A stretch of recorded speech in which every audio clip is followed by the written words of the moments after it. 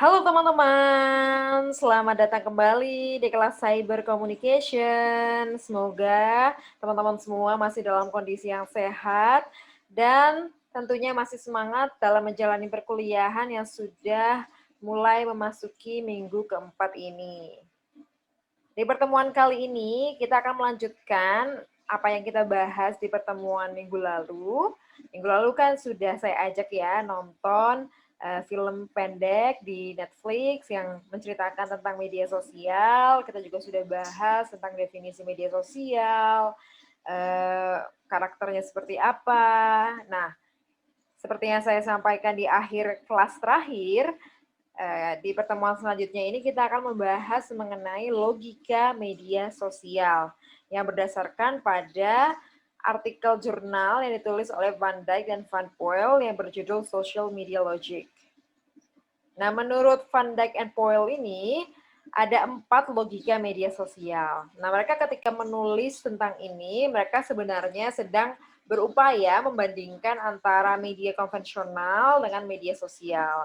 Dan ternyata dari hasil temuan mereka, sebenarnya media sosial itu hanya meneruskan logika atau cara kerja dari media konvensional seperti televisi, radio, dan media-media tradisional lainnya. Apa saja 4 logika itu? Ada programmability, popularity, connectivity, dan datafication.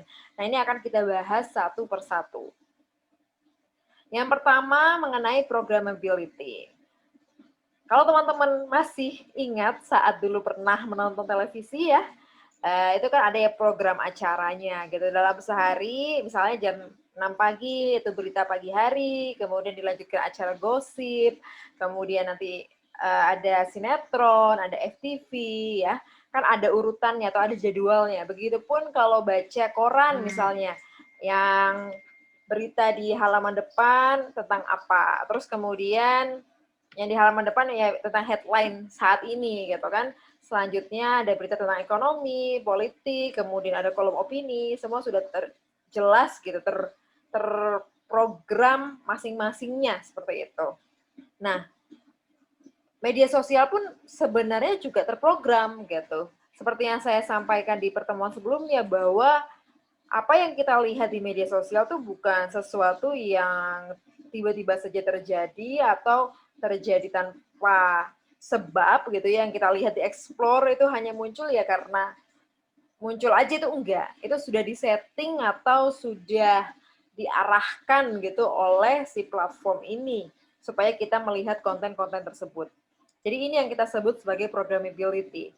Kita lihat pertama dari sisi teknologinya bahwa platform media sosial memiliki kemampuan untuk mengarahkan kreativitas kita sebagai pengguna atau kontribusi kita sebagai pengguna di platform mereka.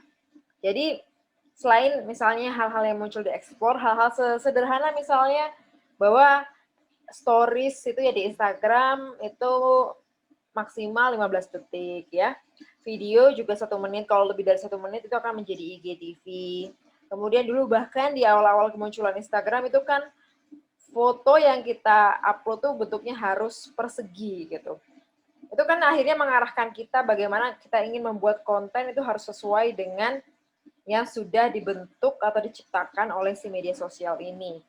Karena termasuk cara upload, cara berkirim pesan, itu semua sudah diatur oleh si media sosial. Tapi kita juga bisa melihatnya dari sisi human agency-nya, dari kita sebagai pengguna. Bahwa kita, teknologi sudah mengatur what to do and how to do it gitu ya, bagaimana cara melakukan hal tersebut, tapi pengguna pun punya kemampuan untuk mempengaruhi arus komunikasi dan informasi yang telah diciptakan oleh platform media sosial.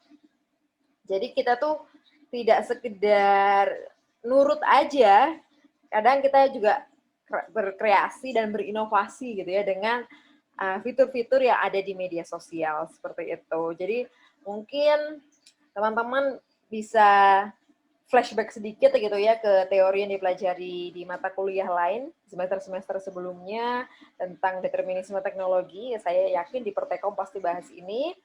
Nah, ini di satu sisi kita memang terpengaruh oleh teknologi, tapi di sisi lain kita juga mempengaruhi teknologi gitu. Nah, jadi makanya pengguna bisa either go with the flow, ya nurut aja apa yang ditawarkan oleh media sosial, atau justru dia yang memanipulasi. Ya misalnya supaya dia jadi trending gitu, dia bikin akun yang banyak gitu, terus nge-retweet tweetnya sendiri. Atau nge-likes konten tertentu, sehingga konten tersebut menjadi populer. Karena ada ceritanya nih, seorang anak remaja gitu, dia main alat musik, dia upload videonya ke YouTube, dia pengen dia terkenal, akhirnya dia dalam sehari bisa nonton videonya sendiri sampai ribuan kali. Sampai akhirnya video tersebut jadi trending. Jadi kan sebenarnya bentuk manipulasi yang dilakukan oleh pengguna. Kemudian kita kaitkan juga dengan popularity, gitu, ada popularitas. Nah, kita tahu bahwa kalau di media konvensional, seseorang atau tokoh itu bisa populer ya karena media lah yang mempopulerkan. Tanpa media, mereka mungkin hanya menjadi orang-orang biasa saja. Di media sosial, di mana kita bisa juga menciptakan konten, tidak hanya mengonsumsi, ingat ya, yang saya sampaikan di minggu lalu, prosumer kita di era sekarang, producer and consumer gitu. Nah, ketika kita bisa memproduksi informasi juga, nyatanya walaupun media sosial itu membawa nilai-nilai egaliter atau kesetaraan di mana semua orang sama-sama bisa upload konten, tapi kan tetap aja ya ada yang lebih populer daripada yang lain, ada yang selebgram, ada yang influencer, dan ada rakyat jelata seperti kebanyakan dari kita gitu. Nah, masing-masing platform punya mekanismenya sendiri untuk menentukan siapa yang populer dan siapa yang tidak. Yang seringkali itu berdasarkan hasil hitungan kuantitatif ya, hitungan angka misalnya dari jumlah likes, jumlah retweetnya, atau jumlah viewersnya, seperti itu. Ada dua cara untuk meningkatkan popularitas. Pertama, dari algoritmanya si platform. Dan yang kedua, dari penggunanya sendiri yang kemudian dia melakukan upaya-upaya supaya dia itu tadi bisa populer. Ya misalnya agak mirip ya dengan programmability tadi. Contohnya nonton video sendiri sampai ribuan kali, akhirnya viewersnya jadi banyak. Atau mungkin teman-teman kan familiar dengan fenomena buzzer gitu ya. Kadang ngelihat yang trending di Twitter, kok hashtagnya yang ini ya. Ternyata pas kita cek itu bukan sesuatu yang organik, tapi ya karena ada sekelompok orang yang nge-tweet dengan menggunakan hashtag tersebut dalam waktu yang berdekatan, akhirnya jadi trending. Padahal nggak jelas gitu yang di tweetnya itu apa, dia hanya menggunakan hashtag yang sama, tapi yang penting trending, seperti itu. Selanjutnya tentang connectivity. Nah, ini penting untuk kita bisa membedakan antara connectedness dan connectivity. Jadi si Van Dijk and Poel ini memang membedakan dua konsep ini. Kalau teman-teman coba cek tagline masing-masing media sosial, walaupun agak susah ya, sekarang jarang muncul gitu di halaman home. Tapi kalau Facebook sendiri kan sejak awal gitu dia muncul, tagline-nya dia adalah help people to connect and share with each other gitu ya. Membantu orang-orang untuk terhubung dan berbagi satu sama lain. Dan itulah hal yang dikedepankan oleh platform media sosial ke kita sebagai pengguna. Dikatakan ya kami menyediakan platform ini supaya Anda ini bisa terhubung dengan teman lama Anda, dengan orang tua Anda, dengan keluarga Anda gitu. Dan kemudian Anda bisa share hal-hal menarik yang Anda alami sehari-hari gitu. Padahal kenyataannya mereka itu mempush connectedness ini tadi yang hubungan antar orang ke orang dengan tujuan supaya bisa menghubungkan kita sebagai pengguna ke pengiklan. Nah, ini balik lagi seperti yang saya share ke teman-teman minggu lalu ya, bahwa bagaimana notifikasi sekarang makin banyak, kemudian kita, pokoknya fitur-fitur di media sosial itu menjadikan kita pengen terus-terusan buka media sosial, jadi kayak social media addict. Ya tujuannya supaya semakin sering buka konten di media sosial, semakin bisa kita dipaparkan iklan-iklan gitu. Karena kita kan pakai media sosial secara umum gratis ya. Duitnya dari mana si platform ini, si Facebook, Instagram, dan kawan-kawannya? Dari pengiklan gitu. Jadi saya tujuan mereka itu membuat kita terhubung dengan teman-teman kita di media sosial adalah untuk menghubungkan kita sebagai pengguna dengan para pengiklan. Jadi mereka seolah-olah mengedepankan si connectedness ini, padahal tujuan utama mereka adalah si connectivity-nya itu. Jadi ini mekanismenya lewat itu tadi personalized content gitu ya, bahwa karena ngelihat merasa suka buka konten-konten traveling nih, berarti dia penyuka travel, akhirnya di explore Anda munculnya view-view pemandangan atau tips-tips liburan gitu. Dan Anda pun akan ditawarkan iklan-iklan yang berkaitan dengan traveling. Nah, beberapa pengguna mungkin senang ya dengan layanan yang disediakan oleh platform, karena akhirnya itu tadi, kita itu ditawarkan atau dipaparkan terhadap informasi yang memang kita sukai gitu. Kan enak ya kalau kita melihat hal-hal yang memang kita suka gitu. Jadi bawaannya tuh happy gitu. Tapi di sisi lain ada juga beberapa pengguna yang tidak menyukai hal ini karena ini merupakan pertanda bahwa privasi kita itu udah nggak ada ibaratnya. Karena si platform ini sudah tahu segala hal tentang kita.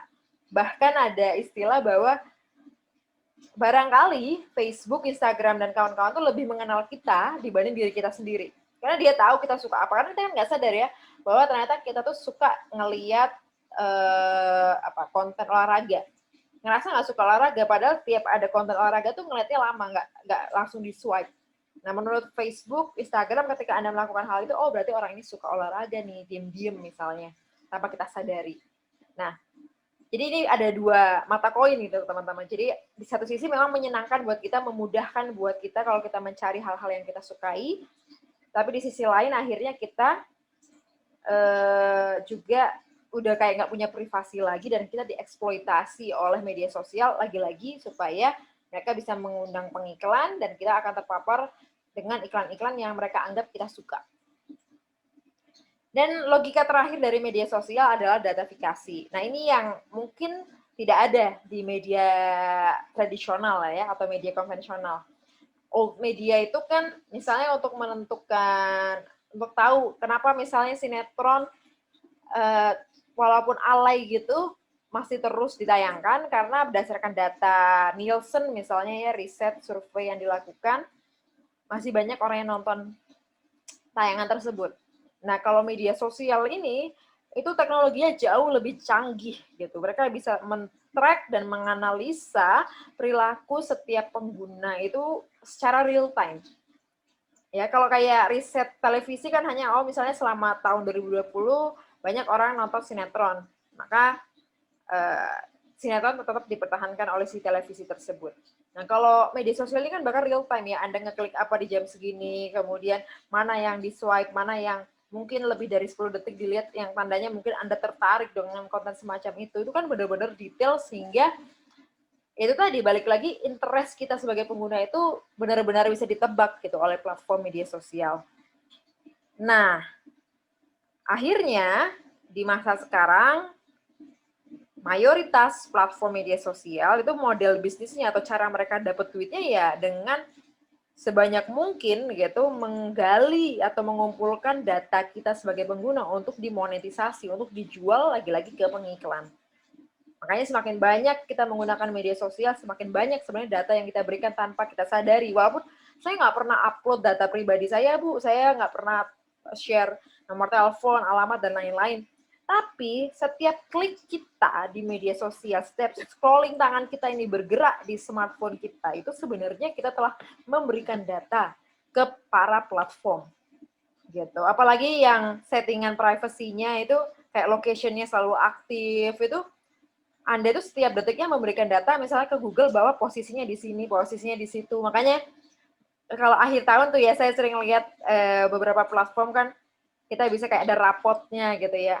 Kayak kalau pakai GoFood aja nggak harus media sosial bahkan ya, platform ini kan platform transportasi online ya. Itu misalnya GoFood atau Gojek gitu, kita bisa tahu selama setahun ini kita sering mesen apa lewat GoFood, kemudian kita sering kemana, dan bahkan seingat saya pernah tuh ada fitur di Gojek itu biasanya kamu dijemput jam segini di sini, mau langsung pesen nggak? Itu kan sebenarnya agak creepy ya. Dia tuh tahu persis kita di jam berapa itu akan berada di mana. Nah, itu lagi-lagi karena memang teknologinya sudah mendukung untuk pengumpulan data pribadi tersebut. Seberapa penting sih data ini, Bu? Gitu. Kadang kan ngerasa, ya udah, so what lah kalau data saya digunakan. Nah, seberapa penting data di masa sekarang? Ini salah satu contoh aja. Ketika Microsoft mengakuisisi perusahaan Nokia, itu hanya mereka membayar sekitar 5,5 miliar euro. Tapi ketika mereka membeli LinkedIn, ya, platform media sosial tapi untuk mencari pekerjaan atau membuka lowongan pekerjaan, menghubungkan antar pekerja gitu ya, itu harganya sampai 23 miliar. Bayangkan hampir 5 kali lipatnya dari dia beli Nokia. Karena sebegitu berharganya data kita, bayangkan ya, di LinkedIn itu kan datanya sebenarnya lengkap banget. Orang-orang kan kayak CV-nya itu kan pasti diunggah lengkap. Dari mulai tanggal lahir, kadang ada yang masukin alamat, kemudian riwayat dia dari TK atau bahkan dari playgroup TK sampai kuliah, pernah kerja di mana aja, itu kan data yang sangat detail dan itu bisa dipakai apa aja gitu datanya nanti oleh si LinkedIn yang kemudian diakuisisi oleh Microsoft. Jadi itu teman-teman tentang bagaimana media sosial bekerja. Jadi harapan saya teman-teman tidak lagi take things for granted ya, menganggap media sosial ya udahlah begitu aja. Tapi mulai aware bahwa oh ternyata setiap kali saya buka media sosial ini loh yang saya korbankan atau saya lakukan seperti itu.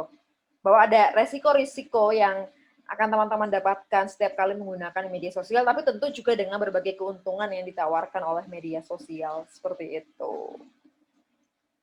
Silakan kalau ada yang mau ditanyakan dituliskan di forum Ask Me Anything. Untuk persiapan kelas minggu depan, nah ada sedikit tugas buat teman-teman. Saya akan minta teman-teman nonton video di YouTube. Ini ada 3 video, tapi tenang, masing-masing orang hanya dapat 1. Nanti saya bagi siapa yang mendapat video mana. Videonya dalam bahasa Inggris karena ini video TED Talks, tapi ada fitur subtitle di YouTube, jadi tidak masalah ya. Nanti setelah nonton video, saya minta teman-teman untuk membuat pertanyaan dari video yang sudah ditonton. Jadi tidak menjelaskan, tapi justru bertanyalah setelah menonton video tersebut. Nah, pertanyaannya juga dituliskan melalui forum, seperti itu. Oke? See you next week. Stay safe, stay healthy semuanya. Terima kasih. Sekian.